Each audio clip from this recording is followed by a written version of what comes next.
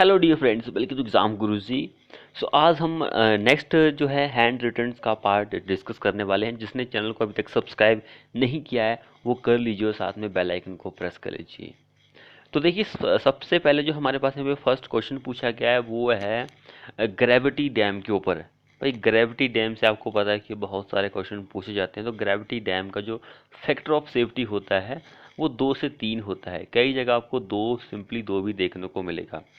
And maximum tensile strength की अगर आप बात करें तो वो होती है 500 किलो न्यूटन पर मीटर स्क्वायर। 500 किलो न्यूटन होती है मीटर स्क्वायर में टेंसाइल स्ट्रेंथ जो होती है। स्लाइडिंग फैक्टर ऑफ सेफ्टी की अगर आप बात करें तो वो 1 से ज़्यादा होता है। शियर फ्रिक्शन फैक्टर की अगर आप बात करेंगे 3 से 5 शियर फ्रिक्शन फैक्टर होता है। ये 4-5 पॉइंट जितने भी हैं वो सारे याद कर लीजिए, क्योंकि एग्जाम में इसको लेकर क्वेश्चन बन सकता है आपको, और पूछा गया है कई बार और पूछा जा रहा है। अब यहाँ पे देखिए, ये यहाँ से भी क्वेश्चन जो है बहुत बार पूछा गया है। अब मैंने यहाँ पे क्या किया है कि भाई, ऑन इंक्रीजिंग द टेम्परेचर, अगर आपका टेम्परेचर बढ़ेगा तो यहाँ पे देखिए 4-5 चीज़ें लिखी हुई हैं, वो बढ़ेगा घटेगा उस पर डिपेंड करता है। अगर टेम्परेचर बढ़ेगा तो वेपर प्रेशर भी बढ़ेगा भाई। अगर आपका टेम्परेचर बढ़ता है तो विस्कोसिटी जो होती है गैसेस की वो भी बढ़ती है। एंड विस्कोसिटी जो होती है लिक्विड की वो कम होती है, वह गाढ़ापन कम होता है, लेकिन गैस का जो होता है वो बढ़ जाता है। अगर आप टेम्परेचर बढ़ रहा है तो हमारी सेंसिटिविटी जो होती है बबल ट्यूब की वो कम हो जाती है भाई। ये दोनों एग्जाम में पूछे गए हैं, विस्कोसिटी एंड सेंसिटिविटी जो होती है उसको लेकर। तो ये 2 चीज़ें आप याद रखिए।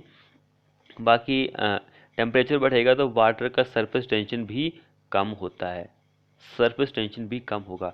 अब मैंने यहाँ पर आपको एक पीछे वीडियो प्रोवाइड की थी, उसमें मैंने आपको टेम्परेचर बढ़ने के साथ सेंसिटिविटी जो होती है उसके बारे में पूरी जानकारी दी है कि भाई ये कैसे बढ़ती है कैसे कम होती है, क्या बढ़ेगा तो बढ़ेगी, क्या बढ़ेगा तो वो कम होगी। तो वो अगर आपने नहीं देखी है तो आप जाकर देख सकते हैं, क्योंकि हमारी वीडियो ऐसी ही होती है, तो आप जाकर उसको देख लीजिए।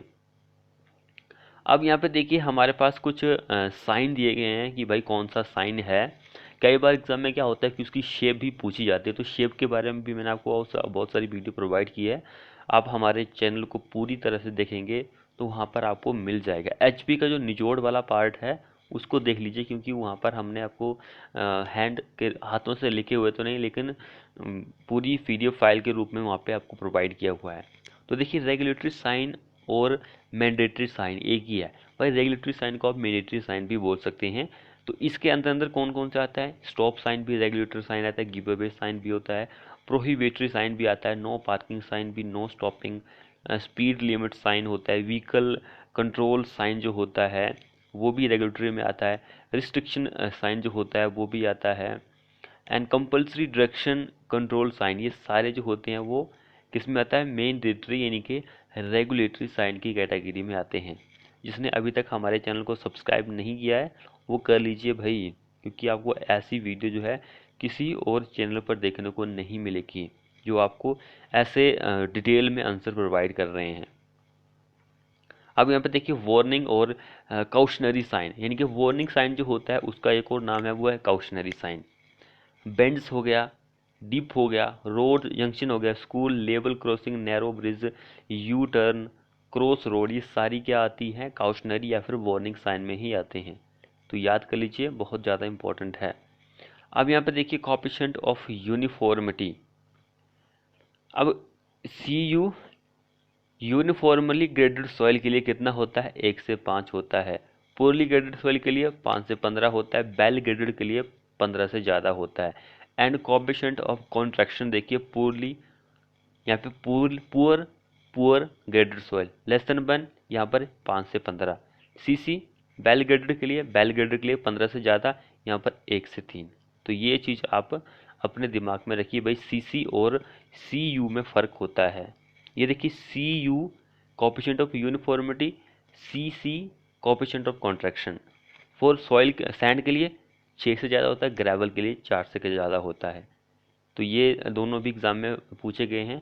एंड पुअर एंड वेल से भी एग्ज़ाम में बहुत सारे क्वेश्चन जो है वो पूछे गए हैं।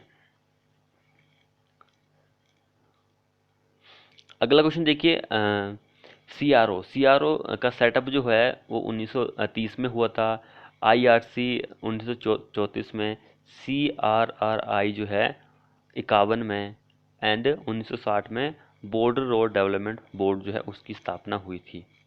अब यहाँ पे देखिए मिनिमम ग्रेडियंट जो होता है कंक्रीट ड्रेन के लिए 1/500, ब्रिक ड्रेन के लिए 1/200, अर्थ ड्रेन के लिए 1/100 होता है।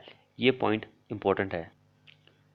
सो अगले पॉइंट देखिए यहाँ पर। अब यहाँ पे देखिए कि throat thickness of field belt.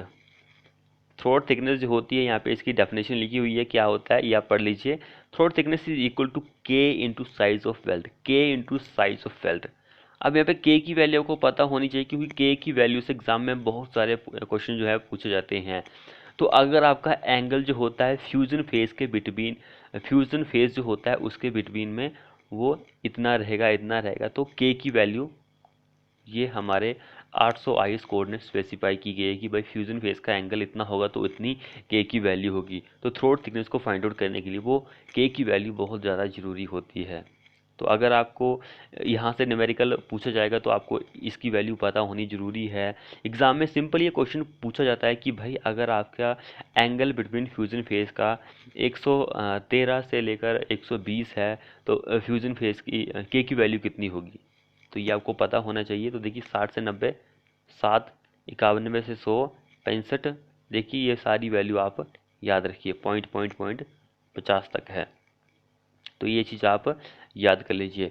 अब उसके बाद परमिसिबल स्ट्रेस जो होता है वेल्ड में, एक्सियल टेंसाइल स्ट्रेस की अगर आप बात करें वो 150 न्यूटन पर एम स्क्वायर होता है। एक्सियल कंप्रेशन की बात करेंगे तो वो भी 150 होता है। मैक्सिमम बेंडिंग स्ट्रेस की बात करेंगे तो 165 न्यूटन पर एम स्क्वायर होगा। एंड मैक्सिमम शियर स्ट्रेस जो होता है वो 108 न्यूटन पर एम स्क्वायर होता है। ये वैल्यू बहुत ज़्यादा इंपॉर्टेंट है। और लास्ट में आप यहाँ पे देखिए हमारे पास थ्योरी ऑफ फेलियर के बारे में बताया गया कि उसकी शेप क्या होती है। एग्ज़ाम में ये रिसेंटली क्वेश्चन जो है पूछा गया था, तो ये हमें यहाँ पर इस तरह से देना पड़ा।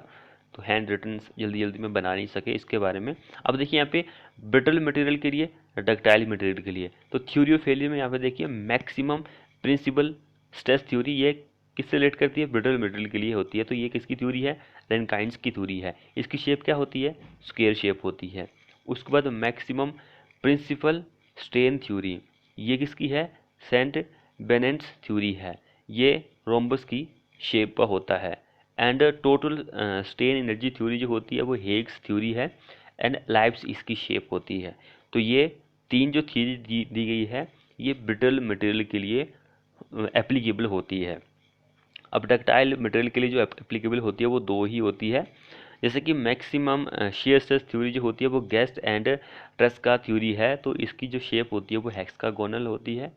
And maximum distortion energy theory जो होती है वो बोन माइसिस एंड हेनेस की थ्योरी है। तो ये एलाइप्स इसकी शेप होती है, इन दोनों की एलाइप्स ही होती है। तो ये चीज़ आप याद कर लीजिए, क्योंकि एग्ज़ाम में इसको लेकर क्वेश्चन जो है अभी हाल ही में पूछा गया, तो हो सकता है कि आने वाले एग्ज़ाम में आपको इसको लेकर क्वेश्चन जो है पूछा जाए। तो फ्रेंड्स ये थी हमारी छोटी सी वीडियो। आपको हमारी वीडियो कैसी लगी, वीडियो को अपने दोस्तों के साथ शेयर करें।